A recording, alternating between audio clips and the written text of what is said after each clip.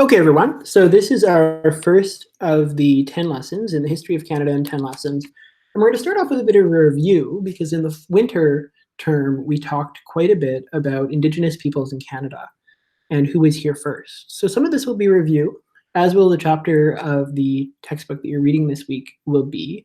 But that's okay because it's important to know the basics before you can move forward. So let's start off. Lesson 1, who was here first? Well, as you know, the Indigenous peoples were here first. And they're the people whose ancestors have lived in what is now called Canada since time immemorial. And what we mean by that is that they've lived here for so long that we don't even really think that, we don't call them immigrants or people who've come here. We say they've been here basically forever in terms of human life. We're talking about 15, 16, at the very least 10,000 years. And that's 100 centuries. Other words that are sometimes used are native or aboriginal. Like both of those words can also be used. And there's three major categories of Indigenous Canadians.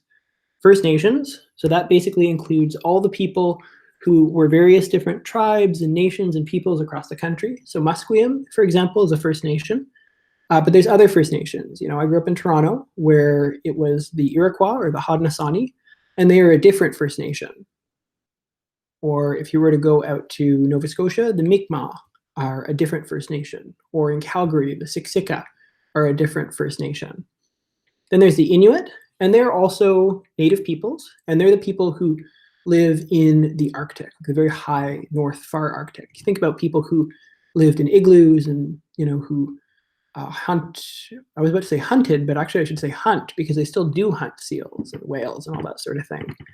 And last but not least, we have the Métis. And the Métis are descendants of Indigenous people who had children with European settlers at a certain period of time. So, back in the 1800s, when the European settlers were coming over, a lot of the fur trade explorers had children with Indigenous women, particularly in the plains and particularly around like Manitoba. So a lot of those people today are called Métis, from the French word for mixed. If you think even of the Birch House, Omakayas in a sense would be either considered First Nations or Métis, depending on who you ask, because her her mother was Anishinaabe and her father was Métis. So her father was Métis and then her mother was Anishinaabe. So I guess Omakayas would not be considered Métis, but her father would have been, because remember his mother had been Anishinaabe, and then his father was a fur trader, a Frenchman. In any case, this is a painting from a cave in France about 13,000 years ago. And what you can see what's going on in it is there's a woolly mammoth. And at about this time, much of the northern hemisphere of the world, so we're talking like northern Europe, we're talking about northern Asia, like Russia, parts of China, were covered with ice, because we're talking about the Ice Age.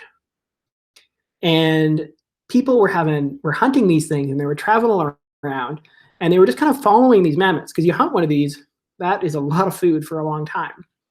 And a lot of the people who lived in what's today northern Russia or Siberia, what would happen is they would, how would you put it? They would migrate following these mammoths, and they would just kind of follow them wherever they went. They were kind of what we call a nomadic people. And some of those people ended up coming up here across this little part from Asia over to North America during the Ice Age. Now you say, wait, but now there's an ocean there. That's true. During the Ice Age, there wasn't an ocean the whole way. There was more land. So there's what we call the land bridge. And we're talking here about several thousand years ago. So let me show you the short little video that will give you some direction on it. Hi, I'm Emerald Robinson. In this What Is video, we're going to take a closer look at ice ages. In 1840, Swiss scientist Louis Agassiz noticed glaciers. Huge rivers of ice created by snowfall occur throughout northern Europe. As glaciers move, they transport rocks and scour the ground beneath them, leaving evidence of their passing. Agassiz theorized glaciers were the remnants of huge glacial ice field that once covered much of the continent. Geologic evidence of massive glacial activity also occurs in North America. Agassiz had discovered evidence of the most recent major ice age. a period of time when glacial ice fields extended across large sections of the planet. Geologists have evidence of 5 major ice ages, more properly called glacial ages. The earliest well-established glacial age, called the Huronian, formed between 2.4 to 2.1 billion years ago during the early Proterozoic eon. The last glacial age, and the only one to occur since humans appeared, began 1.5 million years ago and receded 15,000 years ago. During that time, the Laurentide ice field covered all of Canada and extended as far south as Indiana. Glacial ages have enormous effects on the planet's weather patterns, animals, and plant life. Animals that cannot adapt to the colder environments die out. Similarly, animals that adapt to cold environments may not survive the change when glaciers recede. The Milankovitch theory by astronomer Milutin Milankovitch suggests variation in the Earth's orbit account for glacial ages. Instead of orbiting the sun in a constant pattern, the Earth wobbles. Over millions of years, this wobbling affects global temperatures. As glacial ice fields spread, snow and ice reflect sunlight that would otherwise warm the Earth, causing further drops in cold temperatures. Low levels of carbon dioxide in the atmosphere can also contribute to a glacial age. As you can see, Earth's climate goes through drastic changes when looking at it over thousands and millions of years. So it's interesting there, grade 5, that the last ice age, the last glacial age, as they said there, took place about 15,000 years ago, or was wrapping up about 15,000 years ago. And during that time, because there was so much ice and it's starting to melt, what ends up happening is that the sea level is lower. So the level of water in the ocean is lower because a lot of it's stuck in ice. So that meant that there was able to be a land bridge between Asia and North America, right where today the north part of Russia, called Siberia, meets up with Alaska, USA. We call that the Bering Land Bridge because this is called the Bering Sea right up here.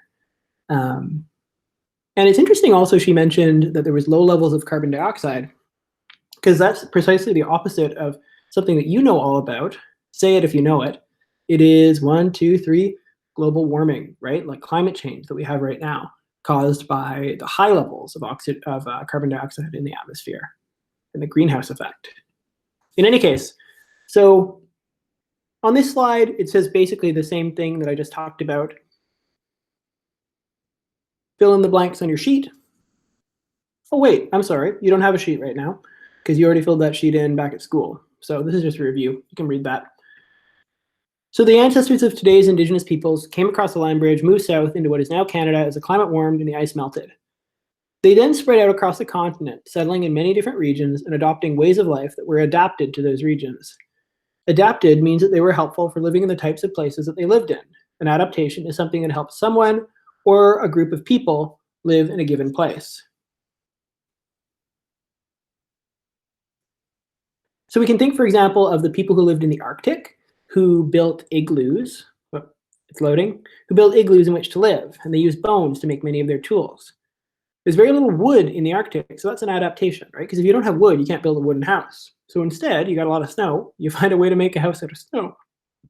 And people don't believe this, but a house made out of snow is often warmer than a house made out of wood, just because snow is really good at insulating heat. That means it keeps the heat in and keeps the wind out. So a house made out of snow, like an igloo, is often a lot warmer than if you were to build a wooden house up there, especially if you don't have heating. And it's kind of hard to heat your house when there isn't much wood. You know, you're basically not, it's hard to burn a lot of wood for fire. You live up there. You know, what they would often do is actually burn blubber of a seal or a whale. That's like their fat. You can burn that. And then also driftwood, so wood that had kind of like drifted from further south up north onto the shore. People who lived on the prairies, they were nomadic, so they moved around. They didn't build permanent homes because they mostly hunted bison, which also move around without permanent homes. And for people who lived on the plains, the prairies, you're talking about Blackfoot, the Cree, who else?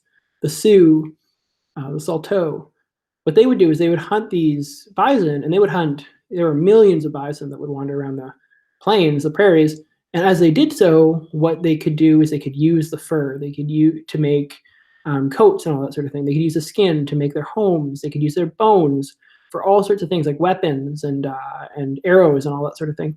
And then the meat, you can dry it, you can smoke it so that you're able to eat it for a long time later. So they adapted to what they had in their region in order to live a really healthy, happy, full life. Here on the Pacific coast, we have a huge, huge, huge amount of aquatic life. So that means life in the water, aqua. And salmon mean that we've got lots and lots and lots of food. And because of that, if you were to talk about the richest part of Canada before Canada was Canada, it would be right around here. This part of Canada in Vancouver was extremely wealthy and had a lot of people who lived here because there was a lot of food. And so it was possible to do that kind of thing. And the food came from the abundance of the berries, the abundance of the land, but mostly the abundance of the water. And so they built canoes and they settled in the rivers and the ocean because there were many aquatic animals, especially salmon. And you can also think of the fact that their houses were built out of cedar. And many of them still are. If you go down to Musqueam, the cultural center, the community center feature cedar everywhere because cedar, as we know, is a waterproof wood. And waterproof wood means that you can, in a coastal temperate rainforest like the one we live in, you can hold out a lot more of that water and it'll stand up for longer. And our local First Nation, the Musqueam people, have lived in what is now Vancouver and the surrounding area for 9,000 years. And I know that there's a child in grade 6 who, I believe it was his great-great-grandfather, who is this gentleman. We learned that when we went down to Musqueam for a field trip last year. And the Musqueam kind of occupied all of this area. So this is kind of the area that they would have traveled throughout, had villages throughout. And then this little red patch right now is the Musqueam Reserve, where Musqueam people have kind of a community now. And this whole area is the area that they say, they were occupying before the time of Europeans arriving here. And so they've lived here for about 9,000 years, which is kind of something crazy to reflect on because, I only came here, 3 years ago? You guys are only 10 years old. So you've only been here for 10 years. And Europeans have only really been here for about 200, 250 years. So it's kind of an interesting thing to kind of reflect on how much time certain folks have been here versus others, or certain folks' ancestors have been here.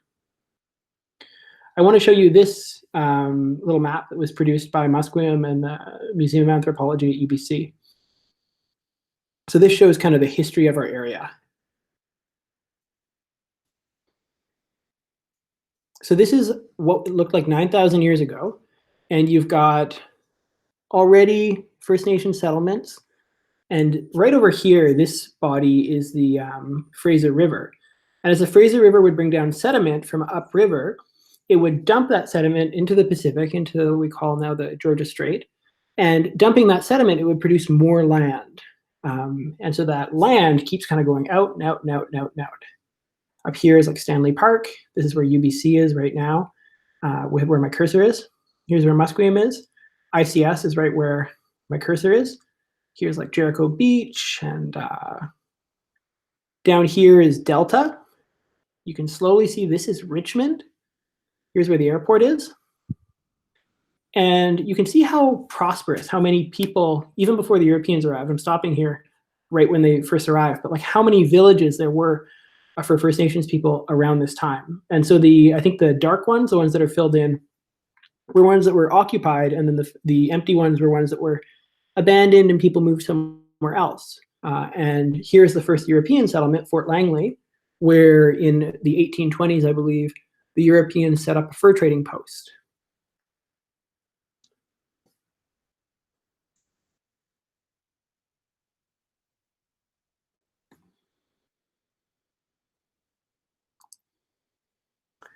So this is kind of interesting. It was only in 1880, so much later, that actually Vancouver was set up. New West and Langley were actually the first kind of European settlements in this area. But you'll see quite soon that these European settlements start to get bigger and bigger and bigger, and they take up a lot more land. We cut down, Europeans cut down the trees, they built farms, they built homes, they built factories, and it started to spread out.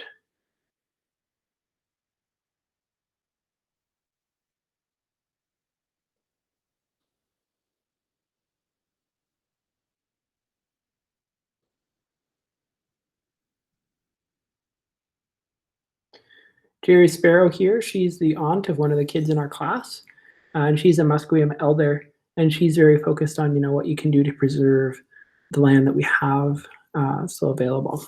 So anyways, this is a kind of what our area looks like. And I thought that kind of animation really makes it clear. So with that, grade 5, I'm going to have us pause, and you can finish. Remember to read the first chapter, 100 Centuries of the Story of Canada. And next week, we'll pick up again with lesson 2, Why Did the Europeans Come to Canada? Which is a very interesting question. Talk to you later. Bye-bye.